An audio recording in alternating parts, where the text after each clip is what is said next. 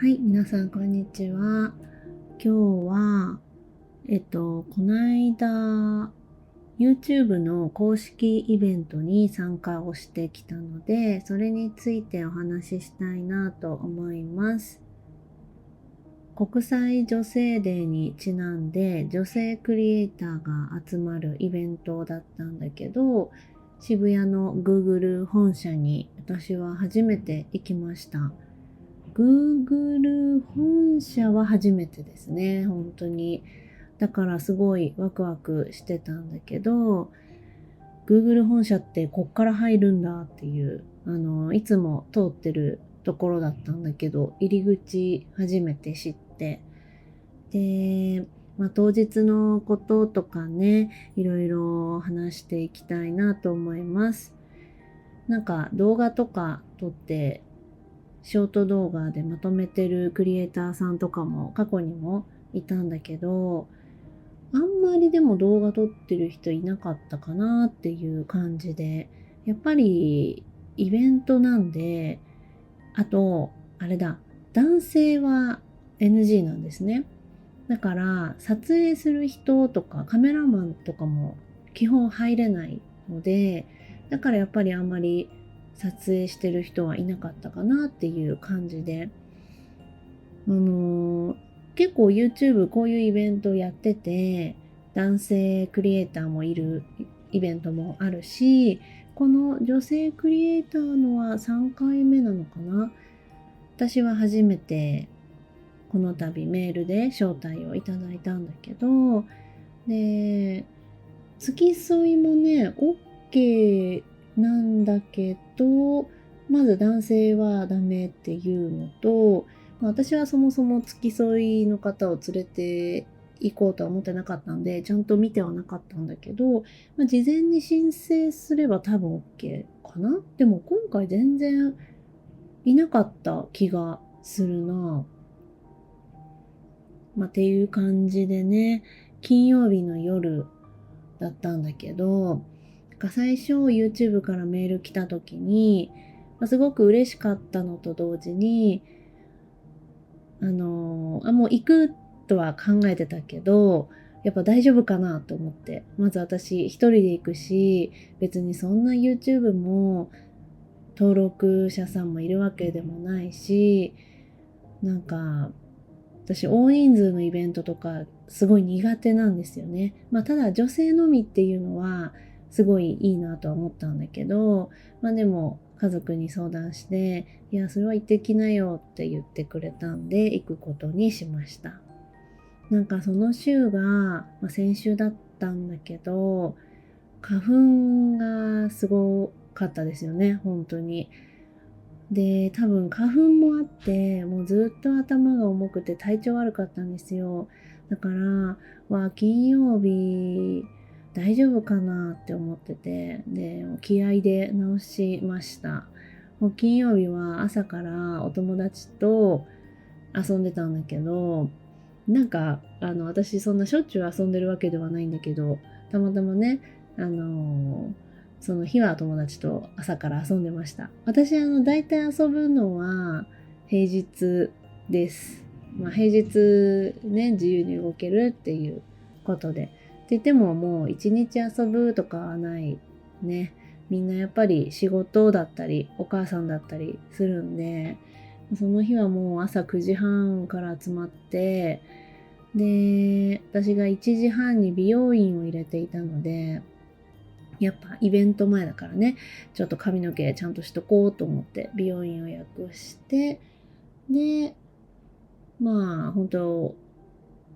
オープン時間、イベントのオープン時間に着くように来ました。多分着いたのは早い方だったかな。で、Google ってね、30何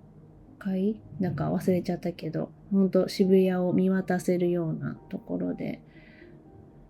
最初はパネルディスカッションで、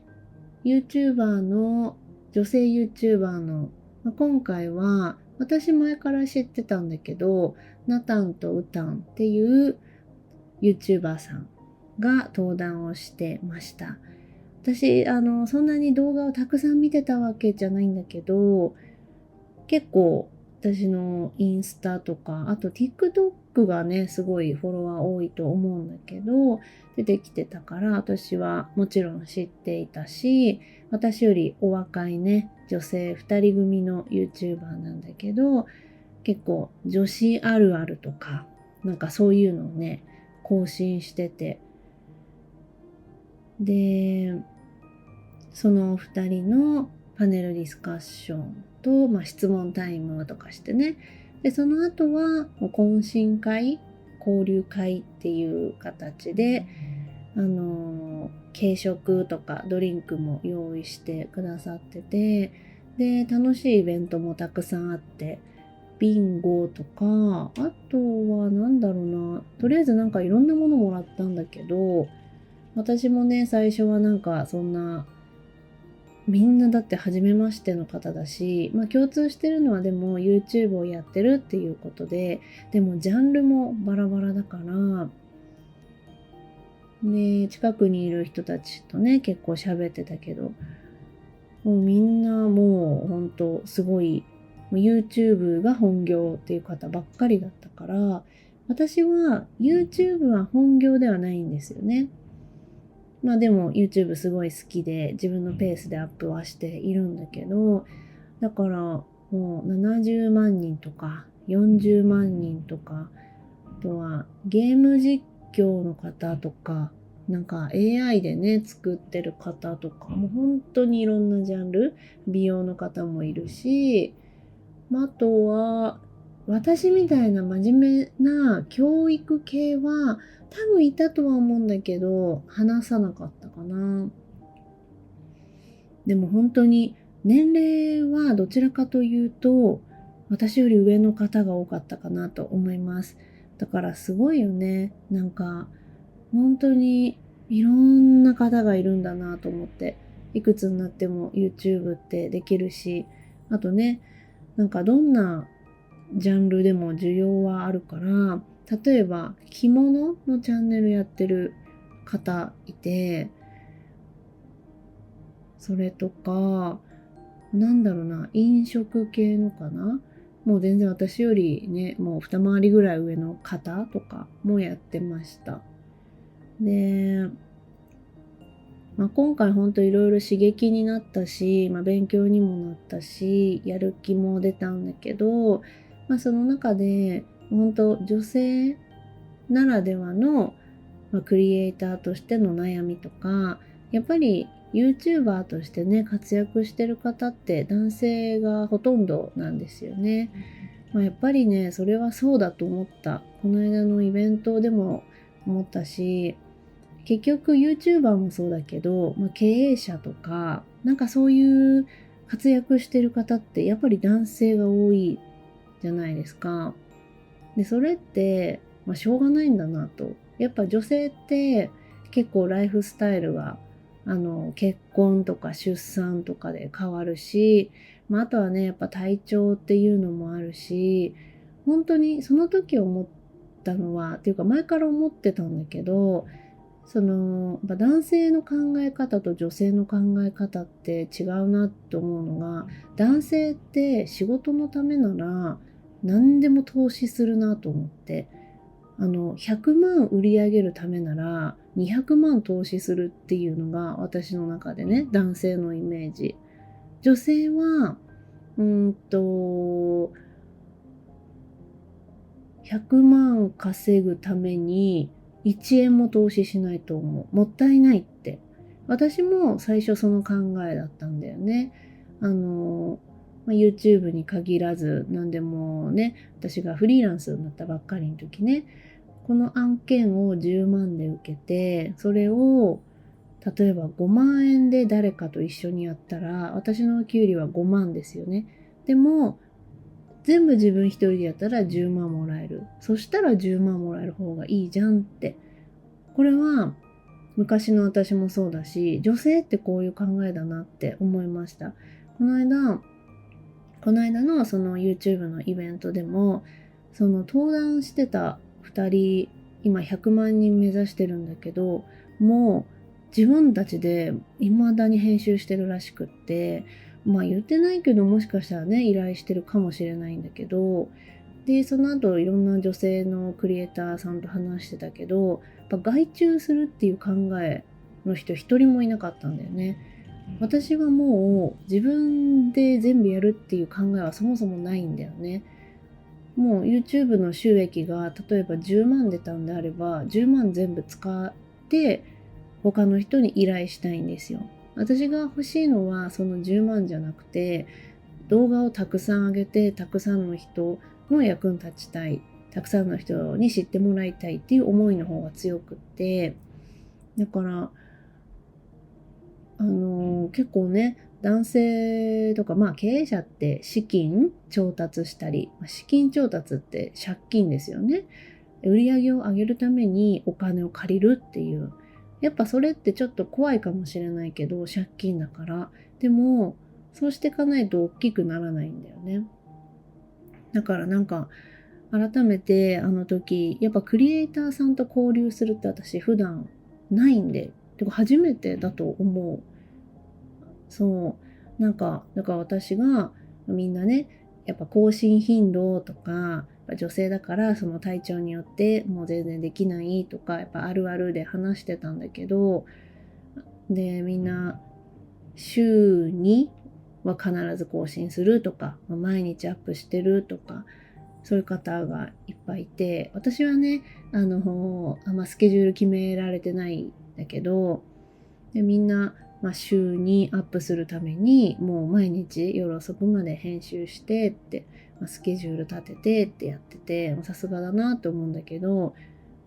外注したらいいんじゃないですかって、私ほとんど外注してますって言ったらみんなやっぱびっくりしてて、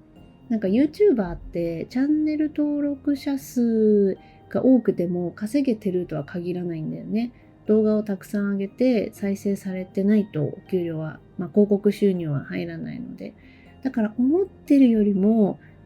お給料としてはもらってないっていう方が多い。いくらかはね、その動画の広告単価とかにもよるんだけど、だから多分私のこの外注するっていう考えは、いやまだ外注はできないなっていうふうに言ってて、でもさ、絶対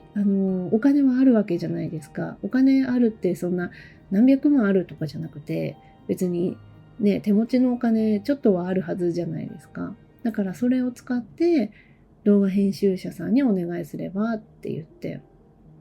その一本お願いするだけでもだいぶ違うと思うし、で私はね別に、それが一番いいと思ってるからね、そういう話をしてて、で結構いずれは外注したいなとか言ってた人も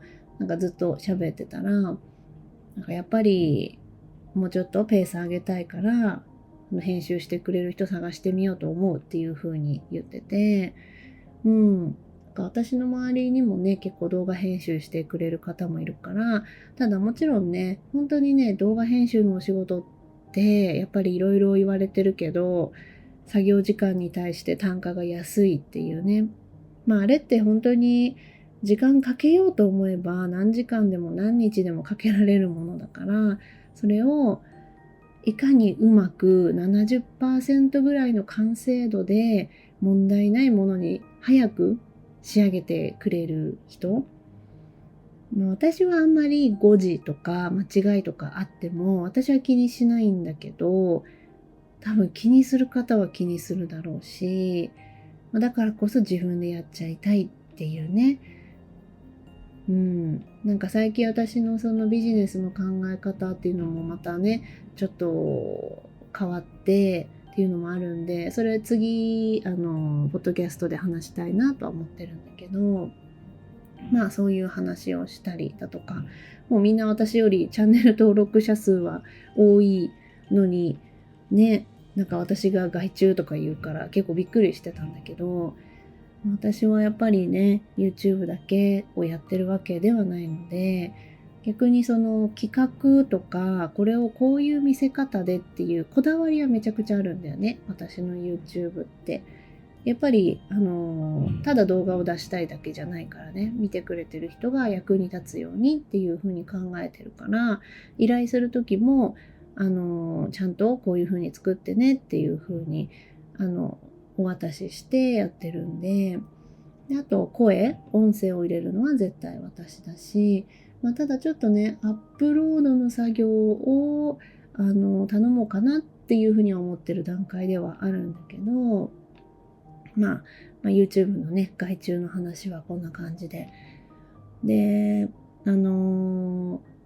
YouTuber のお二人が登壇していた時に、お話を聞いて、さっき言ったナタンとウタンさんなんだけど、多分知らない人の方が多いかな。私の妹もね知らなかったから私は本当 SNS を普段から見てるから知ってたんだけど、でもフォローは別にしていなくって、面白いなと思ってたけど、結構ねそのあるあるネタってやってる人が多い中でね、私が初めて見た時は本当そんなに登録者数とかフォロワー数もいった感じではなかった印象なんだけど、今は YouTube だと、65万人かな、で年内100万人いくっていう風に言ってて、最初本当見た時のイメージは友達2人でやってて、そういう目立つこととかなんかそういうのが好きなんだろうなみたいな感じで見てたんだけど、登壇のお話聞いてすごく見方が変わって、やっぱり発信で成功してる人って本当にすごい。ただ楽しいからとか、なんかね会社員が嫌だから YouTuber やってるみたいなね、ただそんな気持ちだけじゃ絶対にここまで伸びなくって、やりたくない時もあるし、本当に精神的にきつい時もあるし、コメントもねやっぱすごい、嫌なコメントとかももう大量に来るし、それでも続けていってるっていうのはすごい工夫をしてるんだなって思いました。私本当ちゃんと見てはなかったから、たまに動画が流れてくる時に見てたぐらいで、2人組で、私の印象はね、1人が金髪の子で1人が黒髪の子で、どっちかっていうと金髪の子が元気で、なんかそのギャルみたいな感じで思ってたんだけど、話を聞いてたらそっちの方が結構もう繊細で本当に優しくって、で編集が大好きだから、もう一日中編集してても苦じゃないっていう。でその黒髪の子は編集がすごく嫌いみたいで、なんかやっぱ話すことで、話もねすごい上手だったんだよね。話すことが大好きで、そういう企画したりとか、あと分析したりっていうのが好きみたいで、やっぱその2人組でやってる YouTuber って難しいと思うんだけど、そうやってうまくやってるんだなっていうのが、あとはやっぱり友達の延長線上じゃお仕事としてはこういう発信ってうまくいかなくて、最初は友達としてやってても、やっぱりどこかでビジネスとして切り替えてやっていかなきゃいけないっていうのがやっぱあるんだなって思いました。でも友達だからこそね、なんかただのビジネスじゃなくて続けられてるっていうのもあると思うんだけど、そこもねやっぱすごいなって思ったし、なんかすごい私もわかるわって思ったのは、もう本当に頭が疲れすぎてもうパソコン開きたくもないし、だから一日中ね、でもやらなきゃいけないから家にいてもう何時間もぼーっとしちゃって、で何にもできてない。でそれでさらに悩む病むっていう風に言ってて、それもねめちゃくちゃわかるんだよね。やっぱあの時いろんな人とも話したけど、本当クリエイターって孤独との戦いだなと思って、で私も質問されて、その YouTuber、クリエイターって孤独すぎるけどそういうの大丈夫なんですかって言われて、私はでも、その時もそう言ったけど、孤独がすごい好きなんですよね。一人でいる時間、一人でやることが大好きだから、だからこそそういうのも向いてると思うし、でもね、逆に孤独とか、そのパソコンに向き合うのが嫌いなのに続けてる人もすごいけどね。でもそれは、それさえも、乗り越えてやりたいぐらい発信がしたいっていうことだと思います。なんか本当に、あと思ったのは、YouTuber って皆さんやっぱ一般人だなと思いました。なんか画面で見てると芸能人まではいかないけど、インフルエンサーが結構ね、私が見たことある方もいたんですよ。結構いて、でもなんかあの場にいると一般人だなって、悪い意味じゃなくって、すごい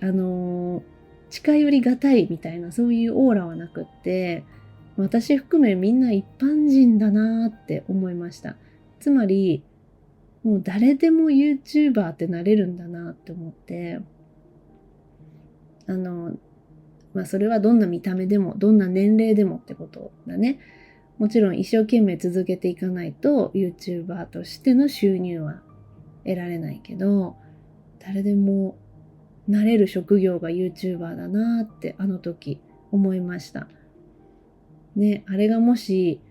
インフルエンサーの集まりとかだったら、きっともうなんかモデルさんみたいな人がいっぱいいると思うんだけど、あそこにいたのは全員女性っていうことは共通点だけど、もう国籍も年齢もほんといろいろでしたね。すごいなんか、今日参加する YouTuber の、紙をもらって椅子に置いてあって、でわーって並んでたんだけど、